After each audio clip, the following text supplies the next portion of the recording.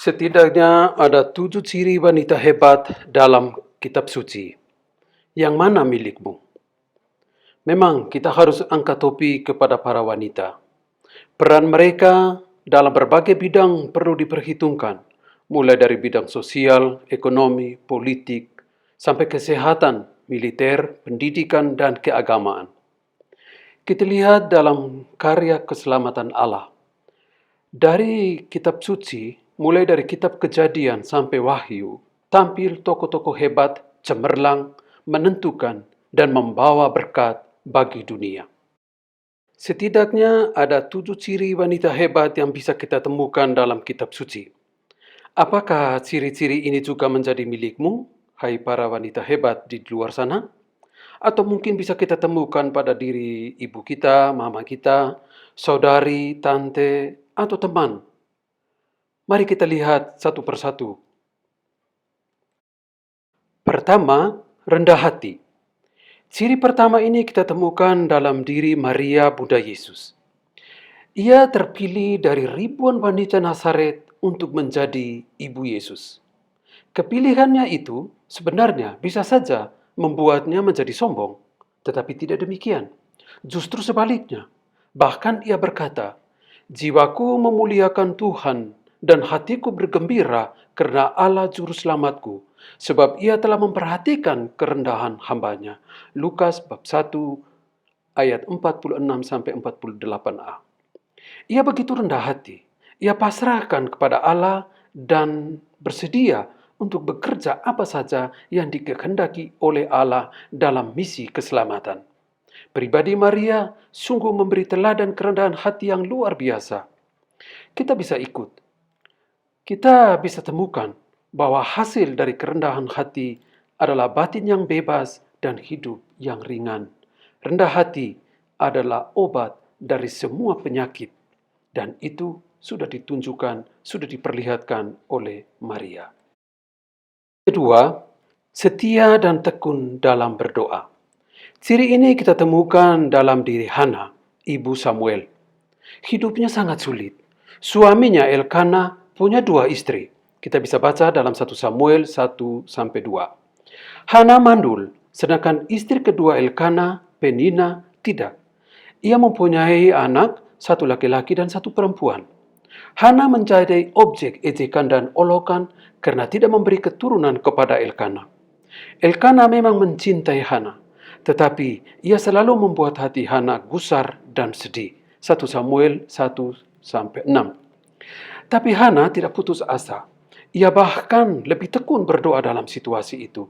Dalam kesedihan dan kegusaran, ia pasrah pada Tuhan. Ia terus-menerus berdoa. Bahkan ia membuat janji kepada Tuhan. Jika Tuhan memberikan anak laki-laki kepadanya, maka anak itu akan ia serahkan kembali kepada Tuhan. Tuhan mendengarkan doa Hana yang tekun dan setia.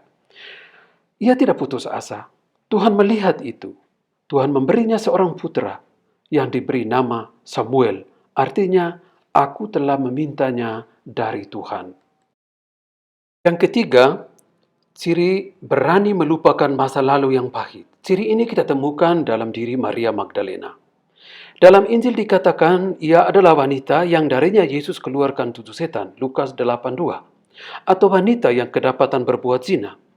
Yang pasti adalah kita tidak terlalu kenal masa lalunya. Tetapi yang pasti, masa lalunya tidak menyenangkan Tuhan. Ia adalah wanita hebat karena ia mampu melupakan masa lalunya yang pahit, yang getir. Sesudah itu, ia justru menjadi utusan Yesus pertama dalam mewartakan kabar sukacita kebangkitan. Matius 28:1. Ia menjadi pribadi yang bebas dan penuh sukacita. Ia percaya pada Allah yang bisa mengubah segala-galanya termasuk masa lalunya.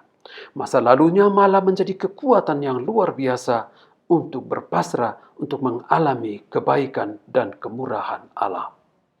4. Wanita bijaksana mengatasi krisis kehidupan. Ciri ini kita temukan dalam diri Miriam, saudari dari Musa. Firaun sudah tetapkan bahwa setiap orang Mesir harus membunuh anak laki-laki orang Yahudi. Keluaran 1:22. Perintah ini sungguh berbahaya, termasuk bagi keselamatan Musa. Tapi ibu Musa dan saudarinya Miriam sangat bijaksana. Mereka berdua mengatur strategi untuk selamatkan Musa. Memang tidak gampang. Miriam memperlihatkan kejelian seorang wanita hebat. Ia melepaskan saudaranya Musa di sungai Nil. Ia yakin bahwa keranjang bayi itu akan dilihat oleh putri Firaun yang mandi di sungai itu. Feeling wanitanya benar. Lalu, ia menawarkan kepada putri Firaun untuk mendapatkan seorang wanita Yahudi agar bisa merawat bayi itu. Dan ia memanggil ibunya sendiri untuk merawat Musa. Keluaran 2 ayat 7. Ia menyelamatkan Musa dengan strategi bijaksana dalam menghadapi satu krisis. Intuisi seorang wanita sungguh ia pakai sebagai hadiah dari Tuhan untuk menyelamatkan orang lain. Itulah kebijaksanaan Miriam dan ibunya yang menyelamatkan Musa. Wanita memiliki kebijaksanaan ini. Yang kelima, takut akan Allah. Ciri ini dimiliki oleh Rahab, seorang pelacur. Kisahnya diceritakan dalam kitab Yosua bab 2 ayat 1-11. Ia diutus sebagai pengintai dan penjebak. Tapi Rahab memperlihatkan diri sebagai seorang yang takut akan Allah. Ia berkata, "Ketika kami mendengar, tawarlah hati kami, dan jatuhlah semangat setiap orang menghadap kamu, sebab Tuhan Allahmu ialah Allah di langit di atas dan di bumi di bawah." Rahab mengaku bahwa ia takut akan Allah orang Israel. Pengakuan ini ia buat ketika ia justru sedang berada di antara orang-orang yang tidak percaya akan Allah. Ia wanita hebat karena ia tempatkan Allah menjadi prioritas di dalam perjuangan di dalam hidupnya. Karena itu ia juga masuk dalam silsilah Yesus Kristus seperti dikisahkan dalam Matius bab 1 ayat 5 berkisah tentang Rahab. Ia seorang wanita yang takut akan Allah. Keenam, semangat misionaris. Kita temukan semangat ini dalam diri wanita Samaria. Wanita Samaria kita tahu bertemu Yesus di sumur Yakub ketika ia pergi menimba air. Yohanes 4:9. Yesus memperlihatkan kepadanya segala kekeliruan yang telah ia buat di waktu lalu dan kekeliruan yang sedang ia lakukan. Dan ia terpersona dengan pribadi Yesus dan apa yang Yesus katakan dan lakukan kepadanya. Hatinya tergerak dan terbakar oleh cinta Allah. Apa hasilnya? Ia tergerak, ia berlari.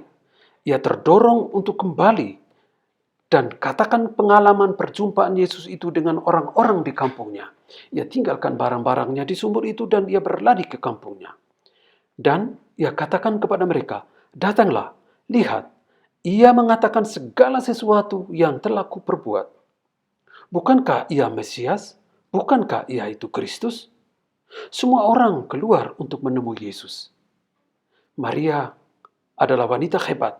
Ia berani keluar dengan semangat misionaris, dengan semangat membagi kebaikan, berbuat baik bagi orang lain agar sesamanya juga mengalami keselamatan, mengalami perjumpaan dengan Yesus. Semangat berbagi pengalamannya tentang Kristus inilah membuat dia menjadi seorang wanita yang hebat. Berbuat baik itu tidak sulit ketika kita sudah mengalami kekuatan dari Tuhan sendiri. Yang ketujuh, wanita penuh kebijaksanaan. Ia tanpa nama. Dalam kitab Sirak 51 ayat 30 dikatakan, "Lakukanlah pekerjaanmu sebelum habis waktunya, maka pada waktunya Tuhan akan memberikan upahmu."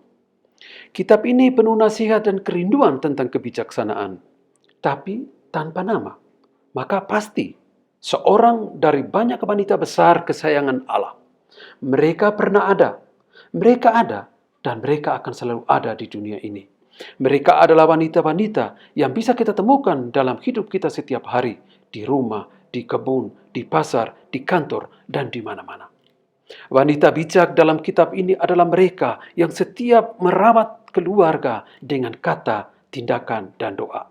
Mereka merawat suami, anak-anak. Mereka berani merawat keluarga dengan keringat dan air mata.